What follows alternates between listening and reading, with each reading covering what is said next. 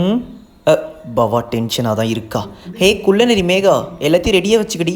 பவா, நீ யுகேஷ் வந்த உடனே நீ என்ன பண்ணுவியோ ஏது பண்ணியோ தெரியாது. வைஷ்ணவி கிட்ட அவனை பேச வச்சிடாத. சரி சாரு, பார்த்துக்கோ. இப்போவே நான் சொல்லிட்டேன், அப்புறம் ஃபீல் பண்ணாத. யுகேஷ் கிட்ட நீ எப்படி பேசுற நானும் பார்க்குறேன்டி. நான் எப்படி பேச போகிறேன் நீயும் பார்க்க தானே போகிற. ஐயோ ஐயோ ஐயோ, யுகேஷ் கொடுத்து வச்சோண்டா. 3 பொண்ணுங்களும் அவனுக்காக தான் வெயிட் பண்ணுது. அது யாரு? நமக்கும் தான் யாரும் செட் ஆகல. முருகன் தானே அது. அவன்கிட்ட பேசினா எதனா நமக்கு ஐடியா கிடைக்கும். இன்னைக்கு உன்னை விட மாட்டேன்டி.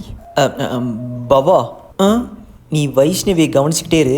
எனக்கு ஒரு சின்ன வேலை இருக்குது, போயிட்டு வந்துடுறேன். எங்கடி போகிற? இரு வரேன். அடியே எங்கே போகிற? எங்கடி போகிற? சொல்லிட்டு போடி. எங்கடி போகிற? ஓ இவ வேற பார்க்குறாளே. இந்த சாரு எதுக்கு இப்போ அவசரமாக போகிறா? பயத்தை வெளியே காமிக்காம இரு பவா.